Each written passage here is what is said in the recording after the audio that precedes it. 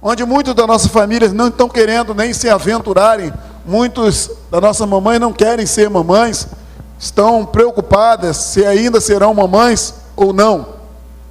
Eu gostaria de, nessa hora, ler com você um texto que está lá em 2 Reis, capítulo 6, a partir do versículo de número 24. 2 Reis 6, 24 diz assim: E sucedeu depois disso, que Ben-Hadad, rei da Síria, ajuntou todo o seu exército, subiu e cercou a Samaria. E houve grande fome em Samaria, porque esses que cercaram, até que se vendeu uma cabeça de um jumento por 80 peças de prata,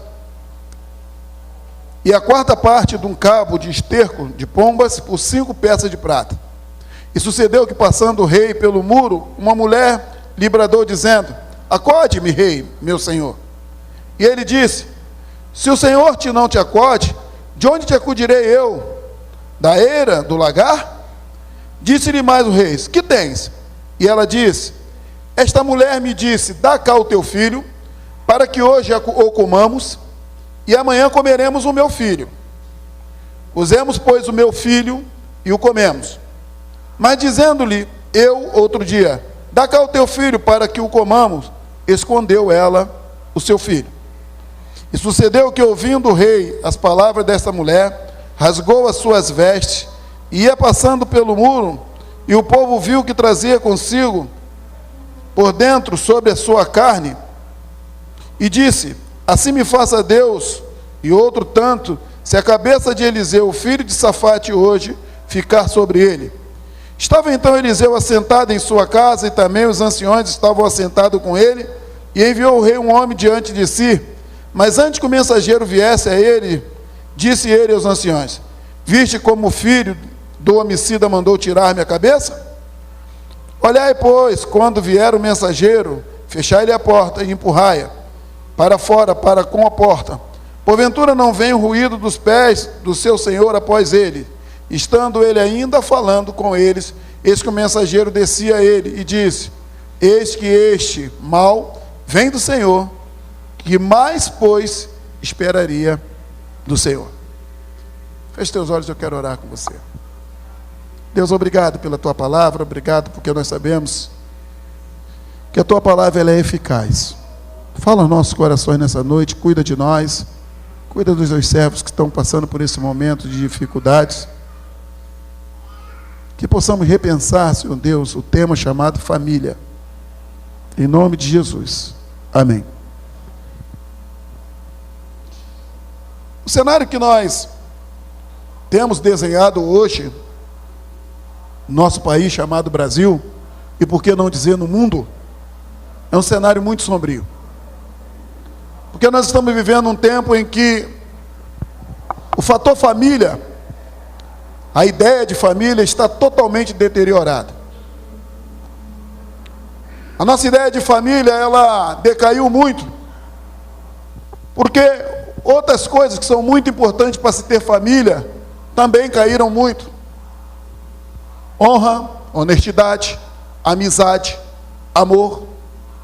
Tudo isso se tornou muito raso para a geração que nós estamos vivendo.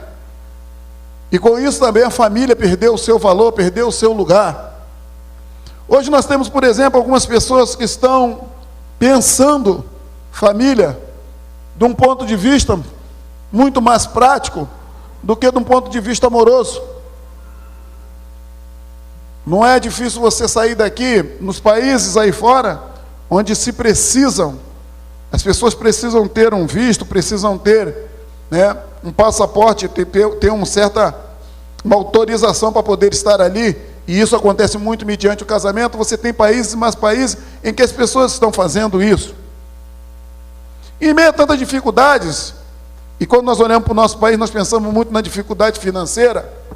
Eu queria te levar lá para Samaria, porque o que nós temos aqui na palavra de Deus é uma nação que cresceu muito e subjugou essa outra nação. Nação essa, o povo de Deus, nação essa onde habitavam alguns homens de Deus, nação essa chamada Samaria ou Samária, como alguns costumam dizer. Então uma nação mais poderosa subjugou essa outra nação. Tudo isso começou a acontecer, querido, a partir de um assassinato do rei Ben-Hadad. Seu filho então se assenta no trono, mas ao se sentar no trono também não faz aquilo que deveria ser feito. E quando a gente não faz as coisas corretas, a gente acaba entendendo que as erradas, elas nos alcançam em certo tempo da nossa vida. E eu queria nessa noite te contar essa história, embora seja Dia das Mães. Eu queria te mostrar o lado de mãe e o lado de filho. Eu disse isso aqui pela manhã. Há poucos dias, um professor nosso aqui dos nossos adolescentes, ele disse para mim: pastor, é incrível como a maldição vem com o filho e como a bênção vem com o filho também. E eu comecei a pensar e falei, realmente, esse é o caminho.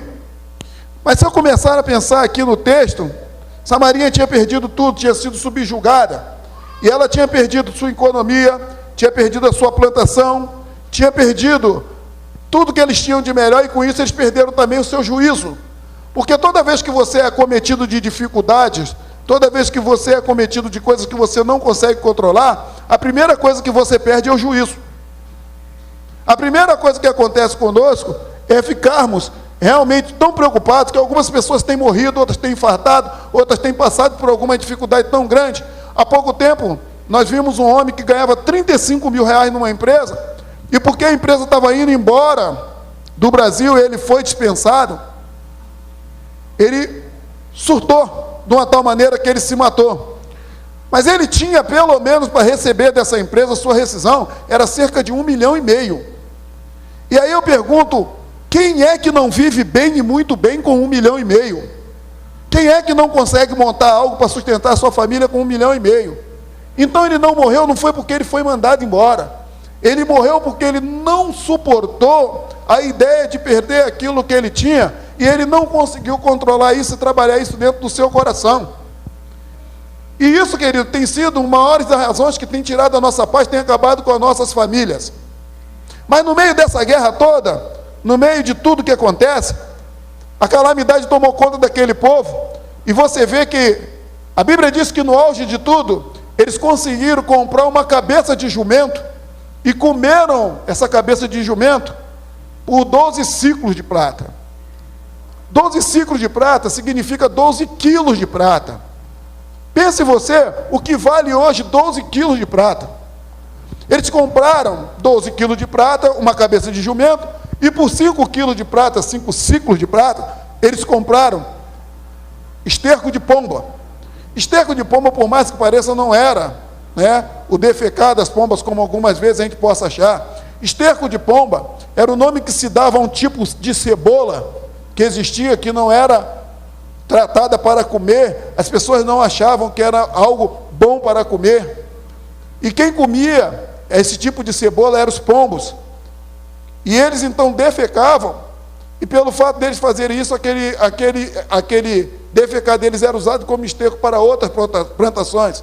Então aquela cebola tinha esse tipo de conotação, de nome, de esterco de pomba. E eles compraram então cebola, que não era de uso, de costume de comer, por 5 quilos de prata, porque não tinham nada para comer. E em meio a tudo isso, nós vamos encontrar duas mulheres, duas vizinhas, duas amigas, duas mães. E hoje é Dia das Mães, duas mães que tiveram uma boa ideia. E eu vou falar uma coisa para você. Se você achar que a intenção dessas mulheres foram boas, o ditado já diz que de boas intenções o inferno está. Essas mulheres, elas tiveram uma boa ideia. Sentaram uma com a outra e combinaram o seguinte: vamos fazer o seguinte, nós vamos cozinhar o seu filho, vamos matá-lo, vamos cozinhar e vamos comer o seu filho. E no outro dia, nós cozinhamos e matamos o meu filho e comemos o meu filho. E assim elas fizeram. A Bíblia diz que elas fizeram isso e comeram. A primeira comeu junto com a outra, o filho da outra. Mas no outro dia, quando a outra veio para poder comer o filho da outra e cozinhá-lo, ela escondeu seu filho, e assim ela não procedeu e quebrou aquele julgamento, aquele laço, aquela ideia que eles tinham juntos feito. E o rei então, que estava sitiado, que estava com pano de saco, porque a Bíblia diz que ele rasgou as suas vestes, por baixo ele estava usando pano de saco, que era algo que fazia os reis, quando eles queriam se chegarem à humildade para poder se plantear, para poder se colocar na presença do Senhor, queriam buscar algumas soluções.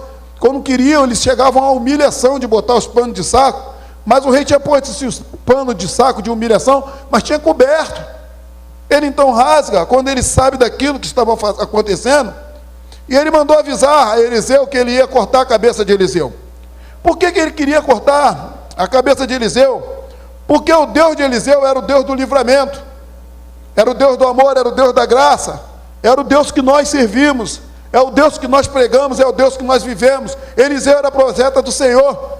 Então, se algo não estava acontecendo, se tudo estava indo de mal a pior, a culpa era de quem? A culpa era de Deus. Parece que esse povo tem alguma semelhança comigo e com você, porque geralmente nós estamos cheios de pessoas que, quando as coisas estão ruins, quando as coisas estão difíceis, Deus é que é o culpado, porque Deus podia resolver, não resolveu, porque meu pai morreu de câncer, porque meu pai morreu disso, porque minha mãe foi atropelada, porque meu pai morreu daquele outro jeito, porque Deus não cuidou deles. Eu tenho dentro da minha família, na família da Marta, o meu pai faleceu de câncer, graças a Deus, era um servo do Senhor, era um pastor, não estava nem preocupado muito com isso. Mas o pai da Marta, quando faleceu, foi uma coisa muito súbita, porque entraram no lugar e o assassinaram, 4 garotos, para roubar umas caixas registradoras, que no final se descobriu que nem dinheiro tinha. Ele estava trabalhando, e ele tirava um cochilo, na hora da janta, ia lá para o seu canto, estava lá cochilando, e entraram esses 3 garotos para roubar, viram ele dormindo, bateram com barra de ferro na cabeça dele, ele ficou entre a vida e a morte, 1 semana no hospital e veio a falecer. E quantas vezes, depois que eu comecei a namorar a Marta tinha 12 anos nessa época, e quando eu vinha namorar a Marta e me casar, eu escutei as minhas cunhadas, e escuto até hoje, por que Deus, se o pai dela era um servo do Senhor, por que se ele era um homem de Deus, por que Deus permitiu, por que Deus deixou que isso acontecesse com ele? As pessoas ainda não entenderam que dificuldades fazem parte da nossa vida aqui nesse mundo. Jesus disse assim: no mundo tereis aflições, mas tem de bom ânimo. E o bom ânimo de Jesus não é aquele fato só de você olhar as coisas com outros olhos, não. É você se preparar, é você se cuidar, é você entender a dificuldade para que você possa conseguir sair dela. E você confiar no Senhor acima de tudo. Mas algumas pessoas têm pensado de maneira diferente. Logo que Eliseu, ele escuta falar disso, você vai escutar aqui o nome de Geazi. Geazi bota a cara de fora da tenda, olha aquele exército que está vindo, que era o exército inimigo, e ele então diz para Eliseu: olha, estão vindo aí, vão cortar sua cabeça. E Eliseu nem titubeou, nem levantou do seu lugar. No lugar que ele estava com os anciãos, ele continuou fazendo o que estava fazendo, que era estar intercedendo a Deus. Mas o que você talvez não saiba, que eu quero que você depois pode analisar na sua Bíblia, é que se você voltar lá nos capítulos anteriores de 2 Reis e 1 Reis, esse fato já tinha acontecido outra vez. E da primeira vez, o enredo foi diferente. Eles foram sitiados, Samaria foi sitiada, quando justamente o rei morreu e o seu filho Ben-Hadad pegou e assumiu o reinado. Eles foram até Eliseu quando eles se viram cercados pelo exército vizinho. Esse mesmo Geazi bota o olho lá de fora, fala: o exército vem e vai tomar toda Samaria. O rei então corre até Eliseu e fala para Eliseu: olha, eles estão vindo, vão tomar tudo. E nessa ocasião, Samaria tinha abastança de tudo, de comida, de bebida, tudo armazenado, e por isso o outro reino que estava passando necessidade, estava vindo até Samaria, para poder tentar sitiar a cidade. A Bíblia diz que Eliseu, naquela ocasião, na ocasião anterior, ele faz o mesmo ritual, ele bota o seu olho do lado de fora da tenda, e ele ora ao Senhor. E o pedido de Eliseu foi o seguinte: não mande um exército. Eliseu não pediu um exército: Senhor, manda um exército maior do que o dos meus inimigos para acabar com eles. Senhor, manda fogo do céu, como ele já tinha clamado outras vezes e aconteceu, para acabar com esse exército. O pedido de Eliseu foi o seguinte: Senhor, abre os olhos do exército dos teus aliados. Eliseu então não pediu para os outros, mas o Eliseu pediu por aqueles que ali estavam: abre os olhos do exército aliado, abre os olhos do rei, abre os olhos desse povo que está aqui andando comigo. Deus então os livrou de tudo que estava acontecendo. Mas eu queria dizer para você nessa noite que pior do que o exército inimigo, querido, é um amigo que não tem visão. Pior do que um exército inimigo é aquele aliado que está do seu lado que não tem visão. E nós estamos passando por isso hoje, na mesma maneira, na mesma proporção, porque nós estamos cheios de pessoas ao nosso lado que não têm visão. E o que é não ter visão? Quando você entra na casa de Deus, que você escuta a palavra, que você escuta o conselho, mas você não segue. Eliseu tinha ensinado tudo o rei como devia proceder, mas eles caíram na idolatria de novo, e agora chegaram a esse ponto que eles estão agora, sem nada para comer, sem nada para poder satisfazer o povo, sem nada para poder estar nem lutando, sem força para poder continuar, porque da primeira vez não entenderam, porque da primeira vez não aprenderam. Estavam sendo atacados pela segunda vez, porque não aprenderam a primeira vez e continuaram fazendo tudo errado. Não cresceram com o livramento de Deus, né? Não sabiam como se salvar, porque provaram da salvação e não entenderam que a salvação veio de Deus. Provérbio capítulo 6 diz o seguinte: adoecem aqueles sem possibilidade de cura, aqueles que não entendem as coisas de Deus, adoecem sem possibilidade de cura. Nós estamos em crise. Nesse momento hoje no nosso país nós estamos em crise. Ainda não estamos comendo cabeça de burro, ainda não estamos dependendo de comer só cebola, mas nós ficamos em crise, nós estamos em crise. Eu quero falar nessa noite, já que nós não temos escassez de comida, eu creio que todos vocês que vieram aqui hoje têm um prato de arroz e feijão na sua casa. Eu creio que todos aqui que estão comemorando o Dia das Mães fizeram um belo almoço na sua casa. Então, já que nós não temos escassez de comida, eu quero falar nessa noite para nossas mães e para os nossos filhos o tipo de escassez que nós estamos enfrentando. Hoje nós temos escassez de amor, nós temos escassez do amor próprio, nós temos escassez de carinho, nós temos escassez de temor, nós temos escassez de santidade, nós temos escassez de fé. Nós perdemos, quanto sociedade, tudo que fazia valer a pena. Nós temos sociedade. Tudo que valia fazer a pena, nós perdemos. Hoje pela manhã nós fizemos pergunta aqui aos nossos filhos: quem foi que se lembrou da sua mãe? E a maioria dos filhos que eu conversei fora daqui, ele diz assim: eu já sou o presente da minha mãe. Eu sou o presente da minha mãe. Como se a mãe, que se doou tanto, como disse a Bia aqui na frente, que nunca cobrou do filho uma conta de luz, que nunca cobrou dele o tempo que cuidou dele, não merecesse um carinho a mais, não merecesse um cuidado a mais. Porque nós estamos em escassez, nós estamos em escassez de amor, nós estamos em escassez de afeto, de carinho, de cuidado.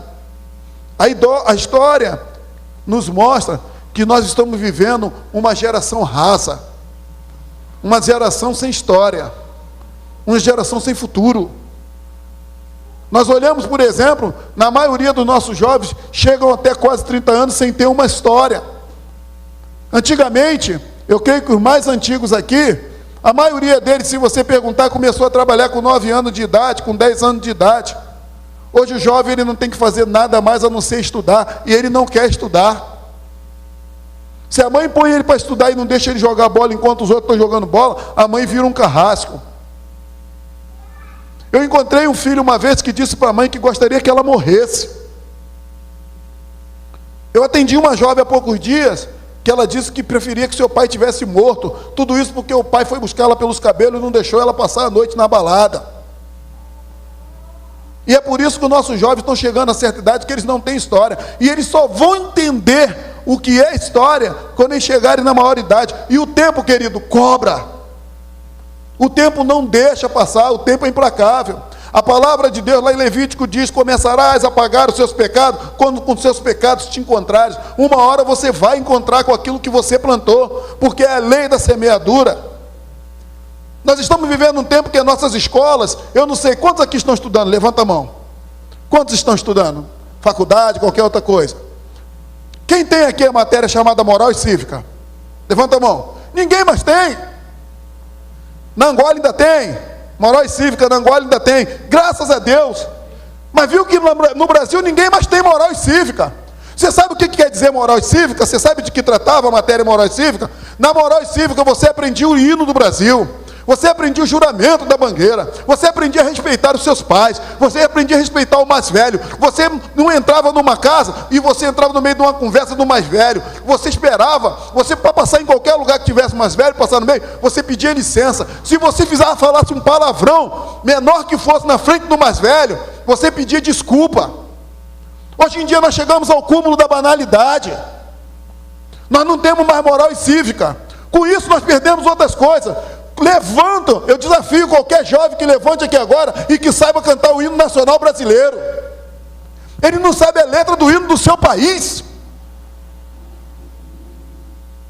Você sabe, Maria Alice? Sem errar, eu desafio, eu vou te chamar no final do culto, eu quero ver se você canta. Queridos, eu não conheço um jovem brasileiro que conheça o hino nacional brasileiro sem errar. E no nosso tempo nós éramos obrigados a cantá-lo todo dia, antes de entrarmos para a sala. Então nós estamos vivendo num tempo de uma geração rasa, de uma geração corrupta. A Bíblia diz que nós chegaríamos tempo em que o amor se esfriaria, e essa geração é a geração que o amor não bateu na porta deles. O que eles têm um pelo outro, às vezes é frisson. É aquele amor de você olhar e falar, não, eu quero para mim, eu quero é beijar na boca, eu quero é namorar, mas o amor de afeto, de carinho, de cuidado, que se tinha pelos mais velhos, não se tem mais. Eu tenho uma mãe com 96 anos, minha mãe vai completar 96 anos dia 30 de maio. Eu tenho uma sobrinha que se casou, está com 30 anos, a minha sobrinha cuidava da minha mãe desde os 10 anos de idade. Quando a minha sobrinha foi se casar, ela ficou desempregada. Eu tinha uma economia em casa e ela tinha que pagar o aluguel do local onde ela tinha programado toda a festa. E isso era 6 mil reais. E o dinheiro dela ficou travado e ela não tinha. E a economia que a gente tinha em casa, nós pegamos e demos para ela. Eu arrumei briga com todos os outros meus sobrinhos. Mas nenhum deles cuidou da minha mãe. Nenhum deles olhou pela minha mãe como ela olhava desde os 10 anos de idade. Fiz o casamento dela, o pai dela estava desempregado, com 26 anos de funcionalismo público, foi mandado embora sem receber nada. Ele mais 200 e poucas pessoas. Mas ela merecia um prêmio pelo que ela fez. E ainda é a minha sobrinha que cuida até hoje da minha mãe. Depois de casada, ela passa pelo menos 3, 4 vezes na semana para ver como minha mãe está na casa da mãe dela. Mas a nossa geração é uma geração rasa, que não tem olhado para essas coisas. Perdemos se não temos escassez de comida, temos escassez de outras coisas. Eu sei que os pais que estão aqui, eu, Mariluce, mãe de Valda já está com seus filhos mais criados, né? Davi é o mais novo, já está bem mais velho. Mas eu digo do mais novo, Simone, Alain, Jefferson. Eu tenho certeza que vocês já pararam em algum momento na vida de vocês, Carol, e se fizeram a seguinte pergunta: que mundo o meu filho vai encontrar no futuro? Vocês já não fizeram essa pergunta? Eu também já. Mas eu quero fazer uma pergunta para você que o mundo faz: que filhos eu vou encontrar no futuro? Sabe por quê, queridos? Porque nós estamos dando ao mundo os nossos filhos, os nossos frutos. E que tipo de fruto nós estamos dando ao mundo? Eu quero dizer uma coisa que talvez vai te causar náusea, pode te causar até raiva do seu pastor, mas eu vou dizer para você uma coisa: os dados, o Brasil é o pior país do mundo na corrupção. Hoje é o país onde tem mais fraude. Mas eu vou falar uma coisa para você: aqueles que são corruptos, que estão lá em cima no poder, foram filhos corruptos, corruptíveis, porque mães criaram filhos corruptos.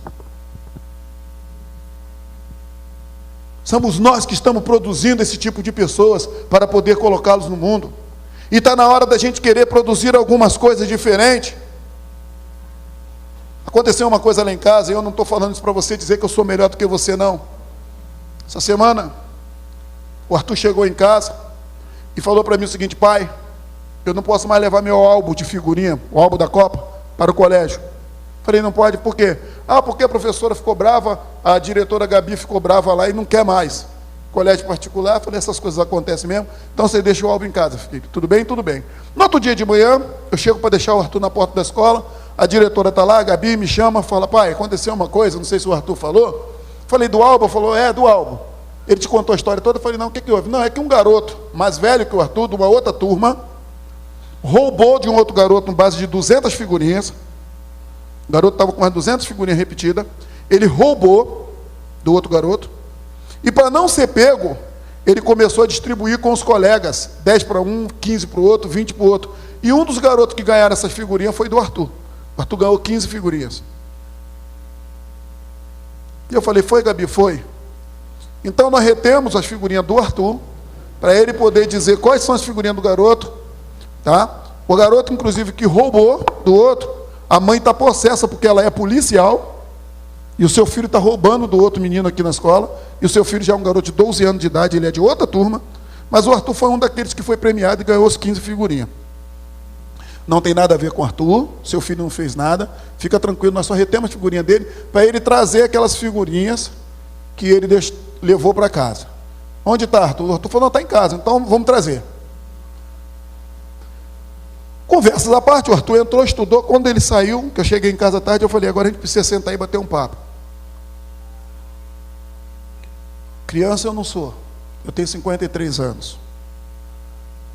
Se eu ganho 15 figurinhas e eu tenho mais 30, qual é a minha ideia, Davi? Eu junto tudo.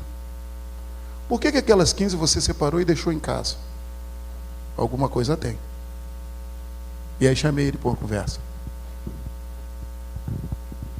Não, eu sabia que ele tinha pegado do colega, tinha pego do colega, então eu não quis misturar com as minhas. Porque eu sabia, pai, que isso ia dar errado. E aí eu tive que corrigir e botar ele de castigo em casa. Falei para ele, quando você souber o que é errado, você precisa falar. Querido, nós estamos diante, o Arthur tem 8 anos de idade, nós estamos diante de uma geração corrupta. Nós estamos vivendo diante de uma geração que vive numa realidade mundana. Você quer ver uma coisa? Qual é o filho que você conhece aqui que gosta de estudar? Qual é o filho que vai dizer aqui? Vai, levanta a mão e diz aí, eu amo estudar. Nossos filhos vão à escola a pulso. Falei isso aqui de manhã, o camarada sai para jogar bola, bate bola o dia todo, anda de bicicleta, né? A galera lá de trás gosta de uma bicicleta, que o pastor está de olho, né? A bicicletinha para lá e para cá, empinando, né? Né, filhote?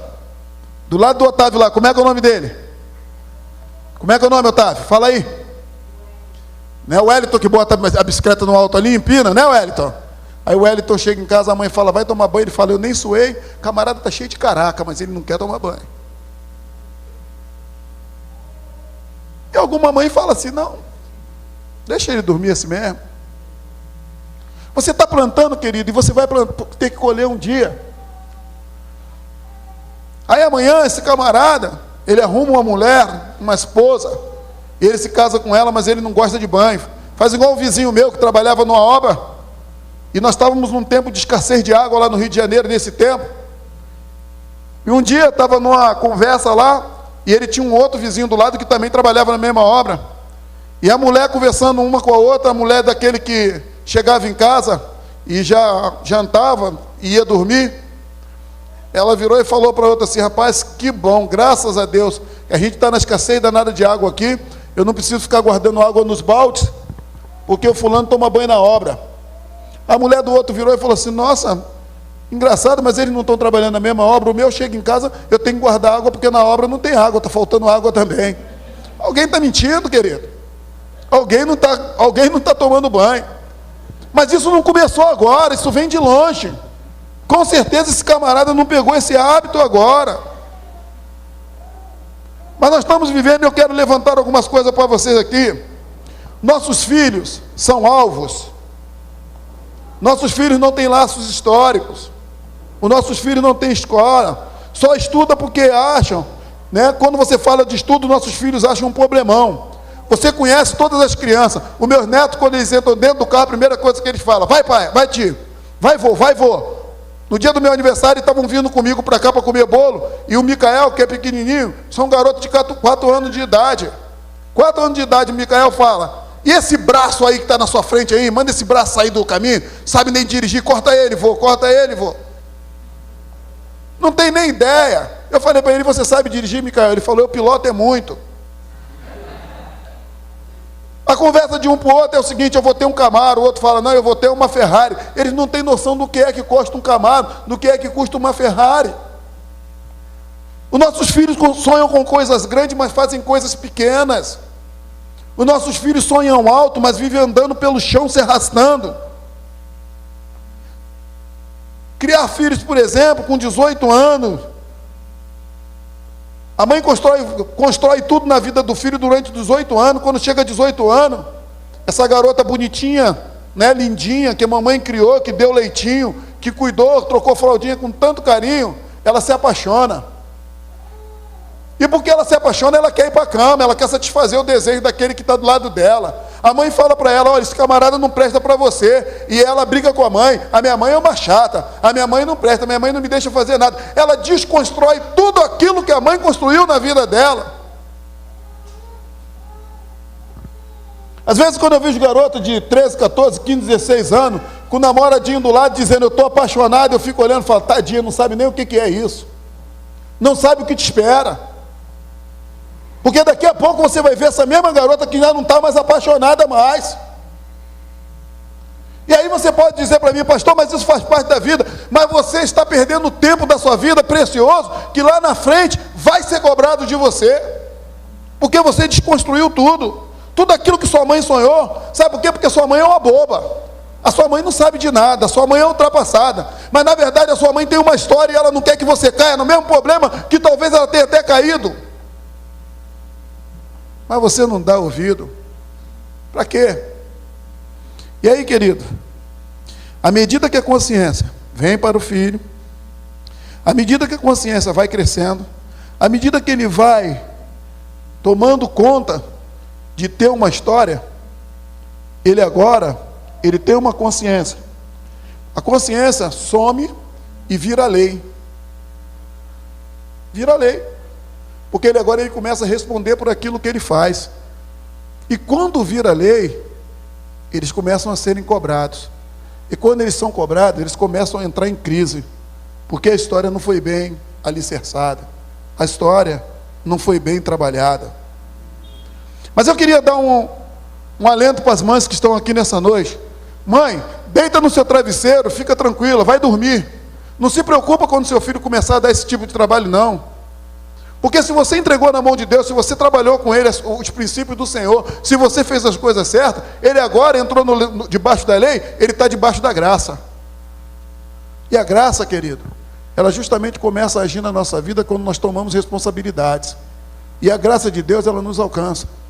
É por isso que a palavra de Deus diz assim, que onde abundou o pecado, superabundou a graça. Porque quando se entra debaixo da lei, quando se entra dentro do entendimento, é que a graça de Deus começa a valer na nossa vida. E se você fez o caminho certo, fica tranquilo, porque a graça vai alcançar o seu filho. E como eu disse de manhã, talvez você precise ir até para a cruz junto com ele. Ele vai sofrer, ele vai sentir, ele vai passar por dificuldade, mas ele vai ter oportunidade de poder provar a graça de Deus. Então você corrige o teu filho. Falei para as mães hoje de manhã: está ruim para você? Pega um pedaço de vara bem gostosa, daquela que não quebra, né? Limpa ela e bota atrás da porta. E desce o cacete. Sem dó, sem medo de eu estou magoando e meu filho não está gostando. Querido, se apanhar, estragasse alguém, eu não valia nada hoje. Porque eu lá em casa o couro comia. E eu amo a minha mãe. Eu não conheço um filho que a mãe corrigiu, que ele não seja grato à mãe. Mas eu conheço um monte de filho que a mãe não corrigiu, que passou a mão na cabeça, que a mãe não fez o que devia fazer, e que hoje a ingratidão continua imperando na vida deles. A Bíblia nos fala até de Eli, que não corrigiu seus filhos, e no final da vida acabou morrendo por conta disso. O tempo da graça chega, e chega onde abunda o pecado. E a superabundância de graça, ela corrige as gerações. Então descansa, corrige, bate, faz o que tiver que fazer, deixa ele achar que você é, ou ela, achar que você é uma bruxa, mas depois você descansa, porque o tempo da graça chega.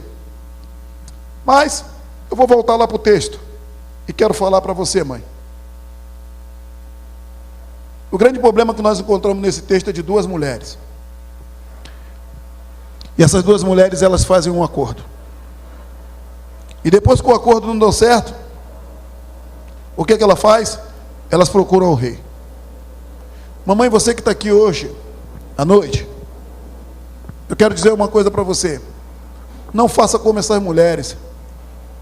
Quando a dificuldade chegou, quando a fome chegou, elas pegaram e fizeram um acordo, mas não procuraram o rei primeiro. E depois que as coisas não saíram como elas tinham acordado, elas foram procurar o rei. Assim somos nós diante de Deus, do nosso grande rei Jesus. Primeiro você vai para o rei. Primeiro você procura o rei para que ele responda, para que ele te oriente naquilo que você deve fazer. Não adianta você tomar as suas questões, fazer do seu jeito e não procurar o rei. Essas mulheres, elas primeiro fizeram aqueles acordos, mataram um dos filhos. Quando a outra descobriu, aí que elas foram procurar os reis. Nossos filhos, eles são criados para o céu, querido. Eu creio que a maioria das mães que estão aqui, que se eram crentes quando os filhos nasceram, pegaram e consagraram seus filhos. Passei pela vida de algumas delas que aqui estão. Fiz o casamento da Simone, vi o nascimento do Isaac.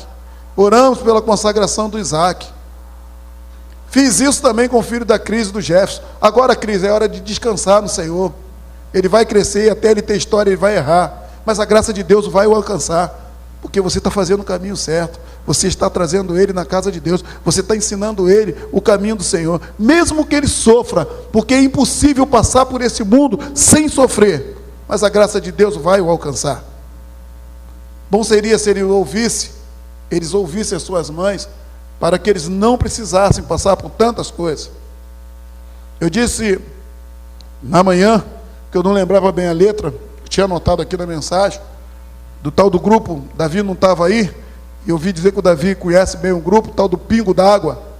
Pingo d'Água, tinha uma música que dizia: o diabo é maconheiro, o diabo e o inferno é um grande bagulho aceso. Não é isso?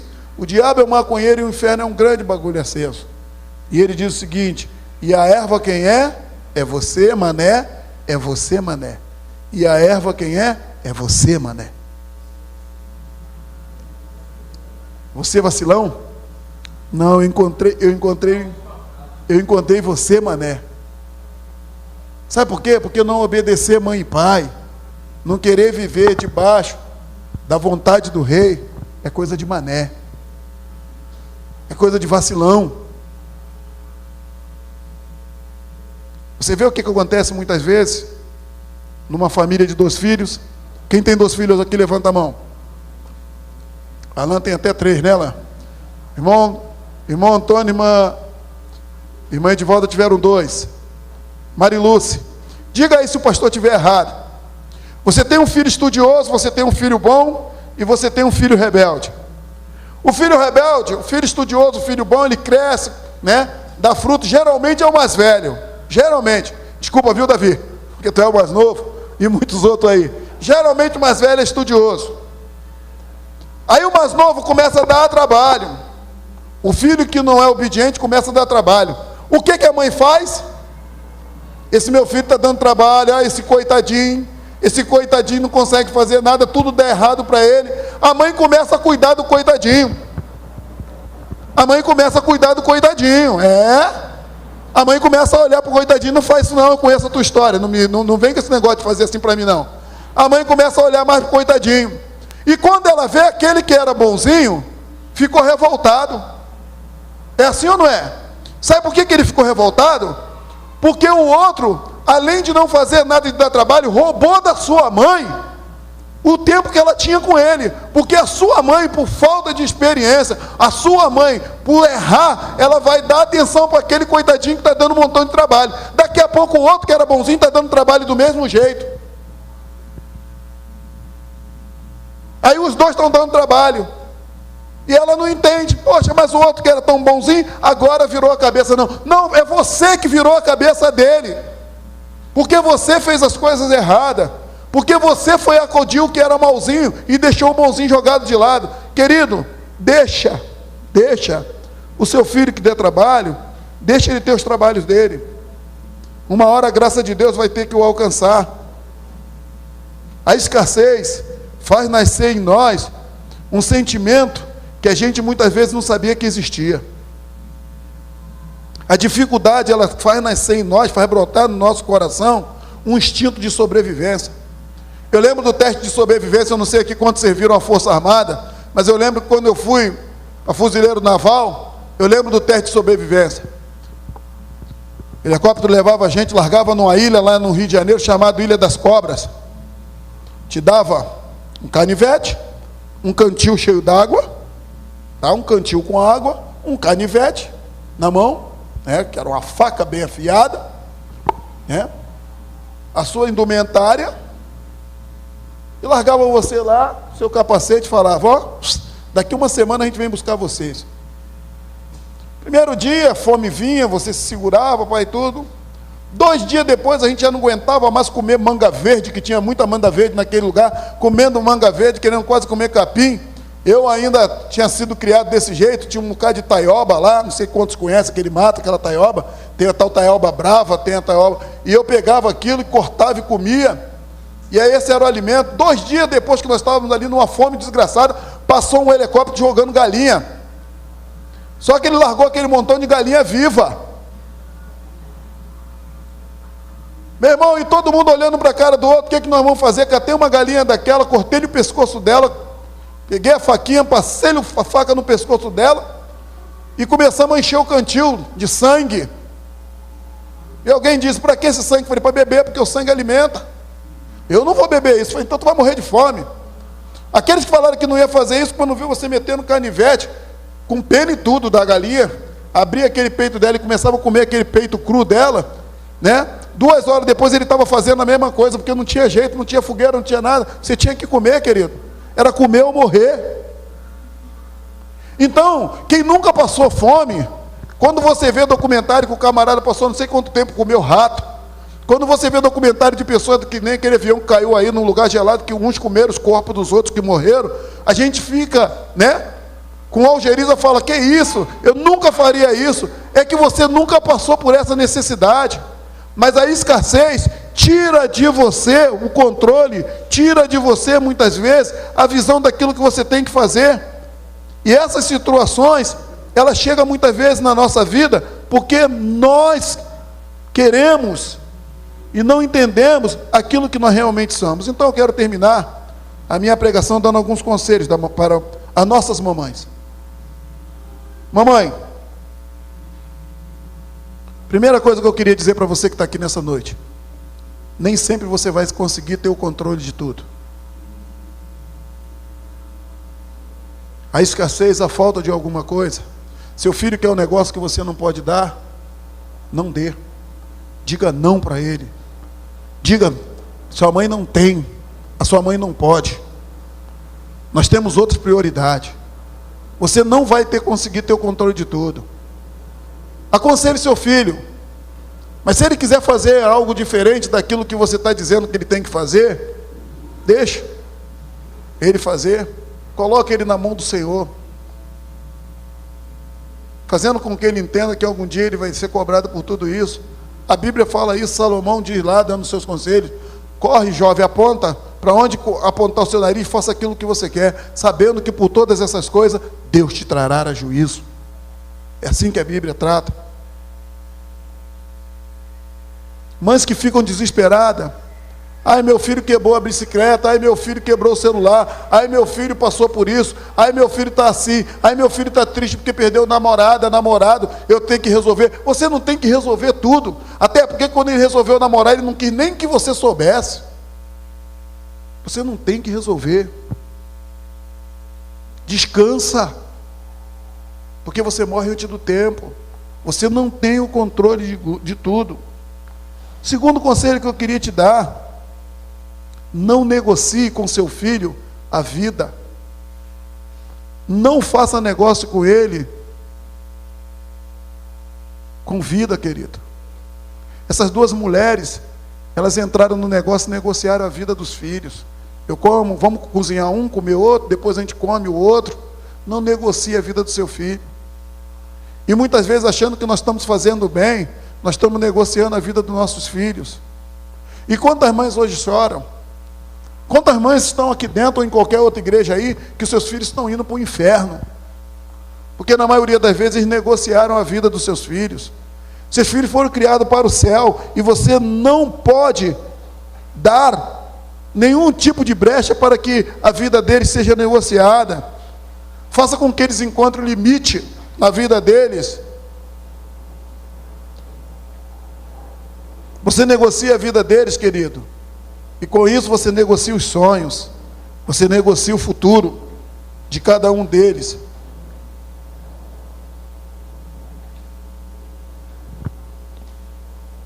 Terceiro,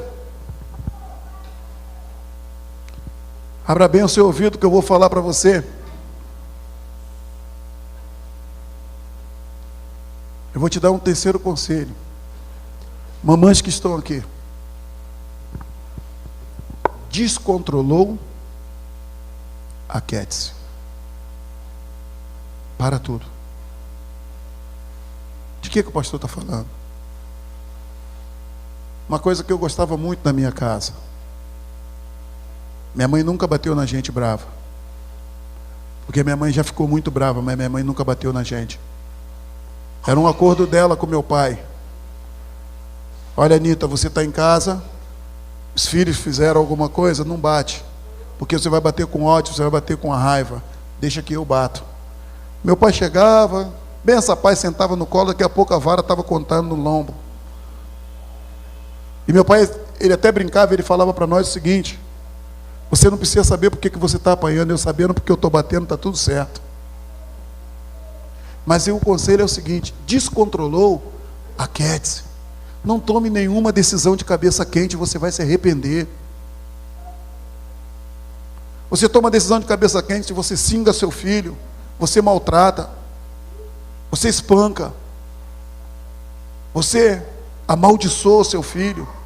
Está difícil, descontrolou, saiu do teu controle, você não consegue suportar alguma coisa, vai para o seu canto, vai para os pés, vai para o joelho, mas aquiete-se, não fala nada. Ao invés de você falar, ouve o que o Senhor tem que falar. A Bíblia nos ensina isso. A Bíblia diz assim: aquietai-vos e sabei que eu sou.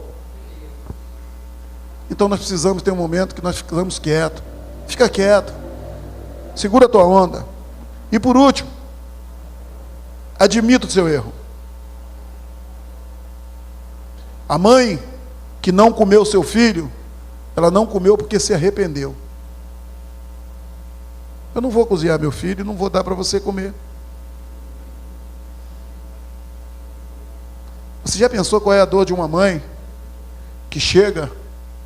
Eu vi essa semana acontecer isso. Uma mãe que chegava num lugar e o seu filho estava lá com 18 anos de idade, assassinado, crivado de bala. E foi uma das cenas mais marcantes essa semana, quando a mãe chegou e puxou aquele lençol e se debruçou em cima do seu filho. E ela dizia: meu filho único.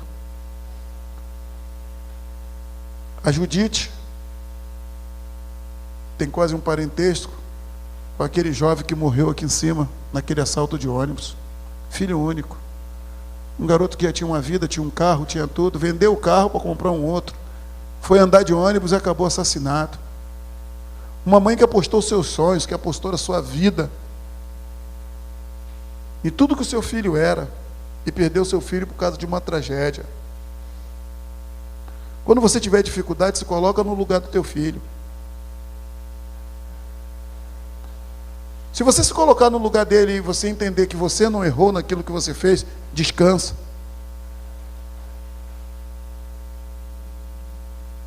Se você errou, diga: agora é comigo. Diga para o seu filho quanto você ama. Uma das cenas mais marcantes na minha vida, que nunca vai sair da minha vida, me aconteceu quando eu tinha 26 anos. Eu briguei com a minha irmã, a mãe do Felipe. E a minha irmã não tinha feito nada. Minha irmã não tinha feito nada para mim, ela só queimou um carro zero meu. Eu vendi um carro para comprar um carro zero, tinha o dinheiro de um carro zero. Ela pegou, foi limpar a minha gaveta, pegou todo o meu dinheiro que estava em dólar, amarrado num chumaço de elástico, e tacou fogo. Quando eu cheguei em casa, se fosse hoje, eu tinha perdido 40 mil reais, 40 e poucos mil. Era um carro zero que eu ia comprar. E ela tacou fogo. Todo o meu dinheiro. E aí chegou um momento que eu falei tanto no ouvido dela, porque ela tinha tacado fogo no meu dinheiro, que ela pegou e começou a partir para o sarcasmo, a tirar um barato da minha cara. E a gente acabou se atracando. E era o suor do meu rosto de muito tempo, vendendo um carro, trocando, comprando outro. Eu estava muito bravo. E meu pai, quando chegou, ele resolveu a questão. Ele pegou eu e a minha irmã e deu uma coça nos dois. Eu tinha 26 anos. Mas ela queimou meu dinheiro. Falou, mas vocês não tinham que brigar. Catou os dois e deu uma coça. E eu me lembro que isso nunca mais saiu da minha cabeça, porque eu juntei minhas coisas e falei, eu vou embora. Eu não fico mais nessa casa nunca mais, eu não piso mais aqui. Eu juntando as minhas roupas no quarto, minha mãe chorando, pedindo pelo amor de Deus para mim não ir embora de casa.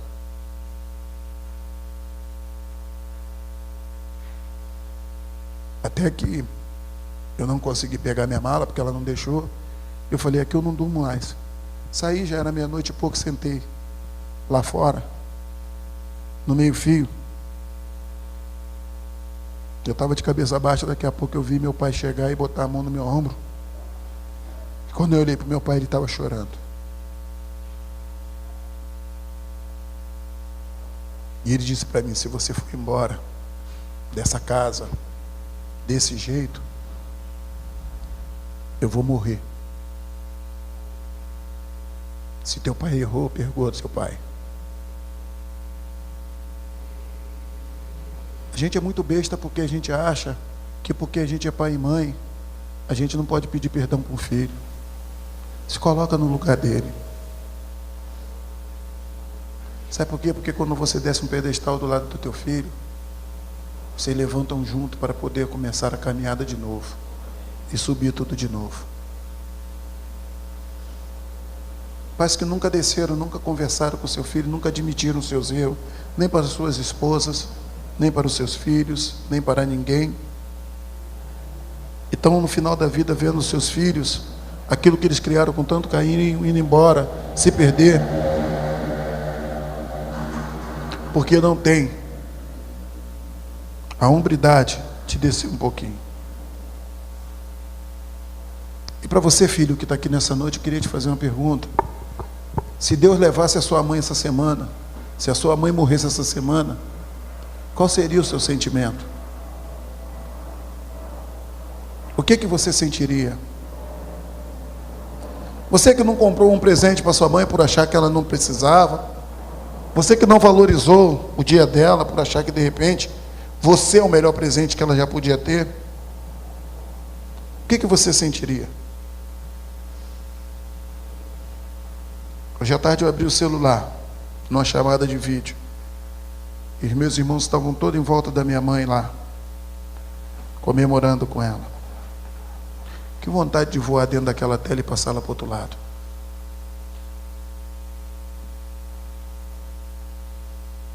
Filhos, como disse Jesus na cruz, eis aí a tua mãe. Mãe, eis aí o teu filho. Mesmo no momento de tanta dificuldade, de tantas lutas que o nosso país está passando, convivam. E em toda dificuldade consulte o Rei dos Reis, o Senhor dos Senhores, Jesus Cristo, que está acima de todas as coisas. Que Deus te abençoe.